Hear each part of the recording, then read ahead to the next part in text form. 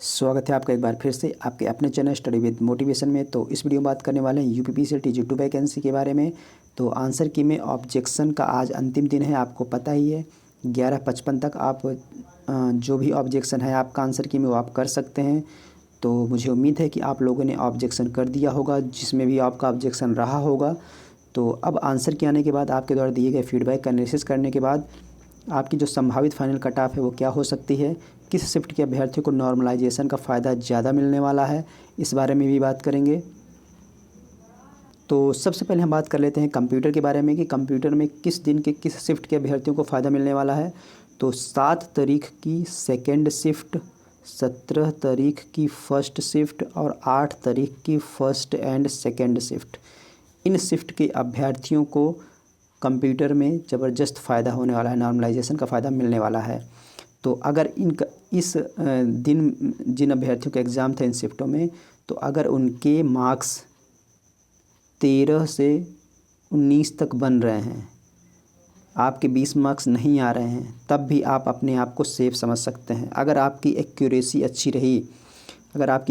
अच्छी रही तो आपको ज़रूर नॉर्मलाइजेशन का फ़ायदा ज़बरदस्त मिलने वाला है, ये आप मान के चलिए।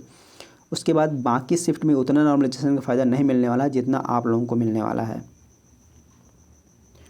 उसके बाद अगर बात करें कि टेक और नॉन टेक की, कि इसमें आपको किस शिफ्ट और किस दिन के अभ्यर्थियों को नॉर्मलाइजेशन का फ़ायदा सबसे ज़्यादा मिलने वाला है और किस शिफ्ट में नॉर्मलाइजेशन का फ़ायदा बहुत ही कम मिलने वाला है। तो सबसे पहले बात कर लेते हैं कि जो आपके 200 का टेक और नॉन टेक होता है, इसकी हम बात करने वाले हैं। तो सबसे पहले बात कर लेते हैं कि 3 तारीख की सेकेंड शिफ्ट की, जो सबसे हार्ड थी। उसके बाद आपकी 3 तारीख के बाद 7 तारीख की फ़र्स्ट शिफ्ट हार्ड थी, और उसके बाद आपकी 9 तारीख की जो है आपकी सेकेंड शिफ्ट थी, ये हार्ड थी। और 17 तारीख की सेकेंड शिफ्ट, ये जितनी भी शिफ्ट थी ये आपकी हार्ड थी शिफ्ट। जो 3, 7, 9 और 17 की शिफ्ट थी, इनमें से 7 की फ़र्स्ट शिफ्ट और 3 की सेकेंड शिफ्ट, 9 की फ़र्स्ट शिफ्ट और 17 की सेकेंड शिफ्ट, ये शिफ्ट आपकी सबसे हार्ड थी।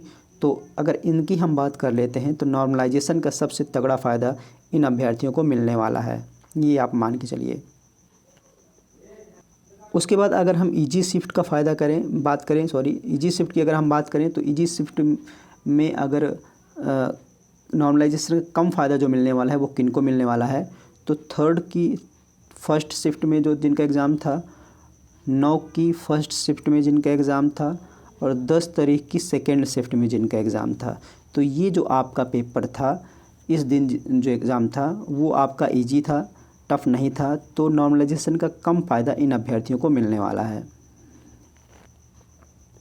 और बाकी दिनों में और शिफ्ट की बात करें तो मॉडरेट पेपर था, टफ़ नहीं था, इजी टू मॉडरेट में बाकी दिनों के जो बची हुई शिफ्ट हैं उनका जो एग्ज़ाम था।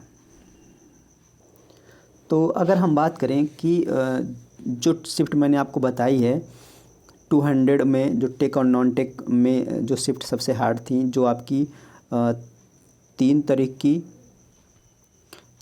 की सेकेंड शिफ्ट थी, 9 तारीख की सेकेंड शिफ्ट थी और 7 तारीख की फ़र्स्ट शिफ्ट थी और आपकी 17 तारीख की सेकेंड शिफ्ट थी। तो इनकी अगर हम बात करते हैं तो इन जनरल कैटेगरी में अगर हम बात करें, अगर इन अभ्यर्थियों ने अगर इनके रॉ मार्क्स आ रहे हैं तो ये अपने आप को पूरी तरह से सेफ समझ सकते हैं, क्योंकि नॉर्मलाइजेशन का फ़ायदा इनको सबसे ज़्यादा मिलने वाला है। अगर मैं जनरल कैटेगरी की बात करूं तो जनरल कैटेगरी में अगर इस दिन की इस शिफ्ट के अभ्यर्थियों ने 125 से 130 के बीच भी अगर स्कोर किया है तो इनका पूरी तरह से आप डीवी के लिए सेफ समझ सकते हो, फाइनल सिलेक्शन भी हो सकता है। तो जनरल कैटेगरी में अगर इतना आपका आ रहा है इन दिनों में, इन शिफ्ट में, तो आप सेफ़ हैं। उसके बाद अगर हम ओबीसी कैटेगरी की बात करें और साथ साथ ईडब्ल्यूएस की बात करें, तो इन कैटेगरियों में अगर इन दिनों में इन शिफ्ट में आपके 120 से 125 के बीच में आ रहे हैं तो आप अपने आप को सेफ समझ सकते हैं, क्योंकि नॉर्मलाइजेशन का फ़ायदा आपको भी तगड़ा मिलने वाला है। उसके बाद अगर एससी की बात कर लेते हैं तो 105 के आसपास जिनका आ रहा है इन दिनों में, तो वो भी अपने आप को सेफ समझ सकते हैं एससी कैटेगरी में। अगर एसटी की बात करता हूँ तो एसटी में 70 से 75 के बीच में अगर इनका आ रहा है तो ये अपने आप को सेफ समझ सकते हैं। उसके बाद अगर बाकी दिनों की बाकी शिफ्ट की अगर हम बात करें, जनरल कैटेगरी की अगर हम बात करें तो जनरल कैटेगरी की 135 से 140 के बीच में अगर आपके मार्क्स हैं तो आप पूरी तरह से सेफ़ हैं। बाकी दिनों की हम बात करें जनरल कैटेगरी में। उसके बाद हम बात करें अगर ओबीसी कैटेगरी की, तो ओबीसी और ईडब्ल्यूएस में अगर आपका 130 से 135 अगर मार्क्स आपके बन रहे हैं ओबीसी और ईडब्ल्यूएस कैटेगरी में तो आप सेफ़ हैं। उसके बाद अगर मैं एससी की बात कर लेता हूं तो 110 से 115 के बीच में भी अगर आपके मार्क्स बन रहे हैं एससी कैटेगरी में तो आप पूरी तरह से सेफ़ हैं। उसके बाद अगर हम एसटी की बात कर लेते हैं तो एसटी में अगर आपके 75 से 80 के बीच में मार्क्स बन रहे हैं तो आप सेफ़ हैं, क्योंकि आपको पता है कि नॉर्मलाइजेशन के बाद मार्क्स बढ़ते हैं और जिस शिफ्ट का पेपर हार्ड है, टफ़ है, तो उसके नॉर्मलाइजेशन का फ़ायदा ज़बरदस्त मिलता है, उसके नंबर अच्छे खासे बढ़ते हैं। और जिसका पेपर शिफ्ट का ईजी होता है उसका नॉर्मलाइजेशन का फ़ायदा कम मिलता है, उसके कम मार्क्स बढ़ते हैं। अगर फाइनल कट ऑफ की बात करें तो फाइनल कट ऑफ आपकी 150 के आसपास ही जाने वाली है, ये आप मान के चलिए 150 के आसपास ही जाने वाली final cut off after normalisation general category में। बाकी आप कैटेगरी का देख सकते हो, मैंने जो मार्क्स बताए हैं वो नॉर्मलाइजेशन के बाद आपके मार्क्स बढ़ेंगे तो 150 के आसपास आपके नॉर्मलाइजेशन के बाद जनरल कैटेगरी की कट ऑफ रहने वाली है। बाकी मैंने आपको बता ही दिया है कि 200 नॉन टेक में किन शिफ्ट और किस दिन के अभ्यर्थियों को सबसे ज़्यादा फ़ायदा मिलने वाला है, तो मैंने बताया ही आपको एक बार फिर मैं बता देता हूँ।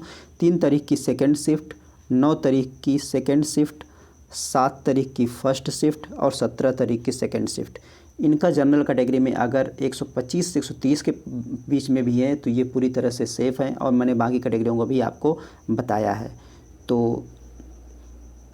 ये कुछ जानकारी थी जो मुझे आप लोगों के साथ शेयर करनी थी कि फ़ाइनल कट ऑफ क्या हो सकती है, आपकी नॉर्मलाइजेशन का फ़ायदा कंप्यूटर और टेक और नॉन टेक में किसको सबसे ज़्यादा मिलने वाला है। तो ये वीडियो आपको कैसा लगा, अगर पसंद आया होगा तो लाइक करिएगा और दोस्तों चैनल को सब्सक्राइब करना ना भूलिएगा, क्योंकि जो भी लेटेस्ट अपडेट होगी वो आपको इस चैनल के माध्यम से मिलती रहेगी। तो चलिए दोस्तों, मिलते हैं आपसे नेक्स्ट वीडियो में। जय हिंद।